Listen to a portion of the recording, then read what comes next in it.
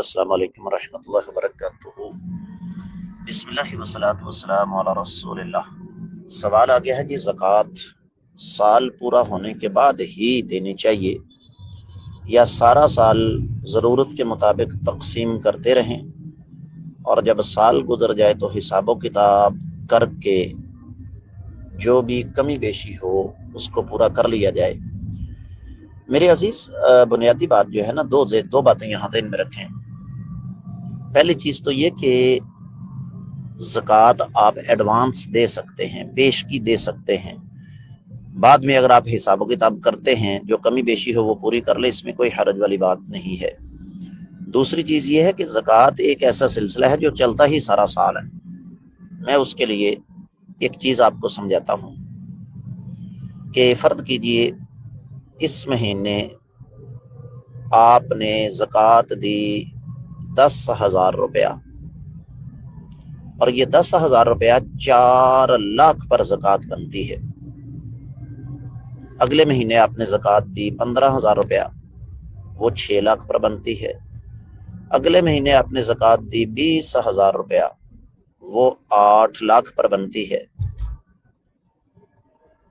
تو جب آپ کیلکولیشن کریں گے تو آپ کو خود بخود پتہ چل جائے گا کہ جس مہینے میں نے 10,000 روپیہ زکوٰۃ دی تھی، اس مہینے میرے پاس واقعی 10 لاکھ روپیہ موجود تھا، اس پر سال گزر چکا تھا۔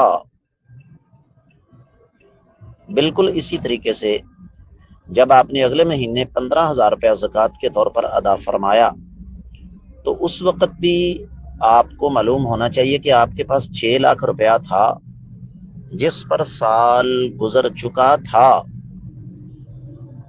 اصل میں آپ کا جو سوال ہے نا، اس کی اساس اور بنیاد کوئی اور چیز ہے، اور وہ یہ کہ ہم لوگ یہ سمجھتے ہیں کہ زکوٰۃ صرف شعبان یا رمضان میں دینی چاہیے، جبکہ حقیقت اس کے برعکس ہے۔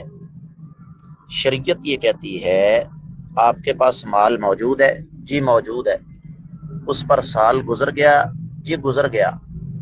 فرمایا جب آپ کے پاس اتنا مال ہے جو 52.5 تولے چاندی کے برابر ہے، اتنے پیسے ہیں، اور ان پیسوں کو پڑے پڑے سال گزر گیا ہے، تو آپ زکوٰۃ دیں۔ جس حساب سے آپ کی رقم پر سال گزرتا جائے، آپ اسی حساب سے ساتھ ہی زکوٰۃ ادا کرتے چلے جائیں۔ امید ہے کہ انشاءاللہ آپ کو سمجھ آ گئی ہوگی۔ واللہ تعالی اعلم۔ السلام علیکم ورحمۃ اللہ وبرکاتہ۔ بسم اللہ والصلاۃ والسلام علی رسول اللہ۔ قرض کی رقم کی زکوٰۃ کے حوالے سے سوال آیا ہے۔ میرے عزیز، میں گزارش کروں گا کہ قرض کی رقم کی زکوٰۃ رقم کے مالک کے ذمہ ہے، مقروض کے ذمہ نہیں۔ مقروض کو تو آپ نے اللہ تعالیٰ سے ڈرتے ہوئے اس کے ساتھ تعاون کیا، آپ نے اللہ سے اجر کی امید پر اس کے ساتھ تعاون کیا، وہ زکوٰۃ کیوں دے گا؟ زکوٰۃ جو قرض ہے اس کی زکوٰۃ قرض خواہ کے ذمہ ہے۔ قرآن و حدیث میں ایسی کوئی دلیل یا کوئی ثبوت نہیں کہ مقروض نے جو قرضہ لیا ہوا ہے اس پر وہ زکوٰۃ۔ السلام علیکم، بسم اللہ والصلاۃ والسلام علی رسول اللہ۔ سوال آ گیا جی، کسی ہاؤسنگ سوسائٹی میں آپ نے کسی پلاٹ کی فائل لے لی، قسطیں جمع کروانا شروع کر دیں، لیکن ابھی تک آپ کو پلاٹ ملا نہیں، اس پر زکوٰۃ کا کیا حکم ہے؟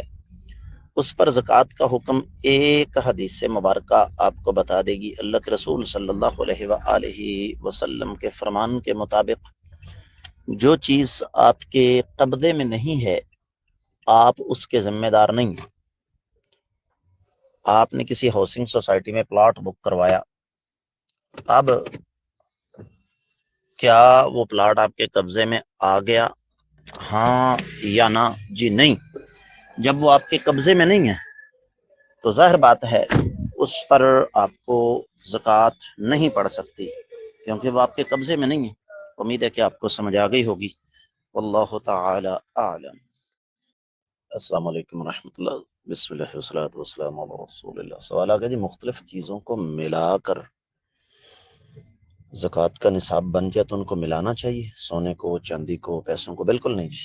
سونا الگ ہے، چاندی الگ ہے، اور روپیہ پیسہ الگ ہے۔ مثال کے طور پر ایک آدمی کے پاس اگر 4 تولے یا 5 تولے یا 6 تولے ایون کہ 7 تولے سونا ہے، اور دوسری طرف اس کے پاس 50 تولے چاندی ہے، اور اس کے ساتھ ہی اس کے پاس کوئی 80-90 ہزار روپیہ ہے، اب ان تینوں کو اگر الگ الگ کر دیا جائے تو نصاب بنتا نہیں، کیونکہ چاندی 52.5 تولے سے کم ہے، سونا 7.5 تولے سے کم ہے، اور روپیہ جو ہے اس کا نصاب بھی متعلقہ مقررہ نصاب سے کم ہے، تو ان میں سے کسی پر زکوٰۃ نہیں پڑے گی۔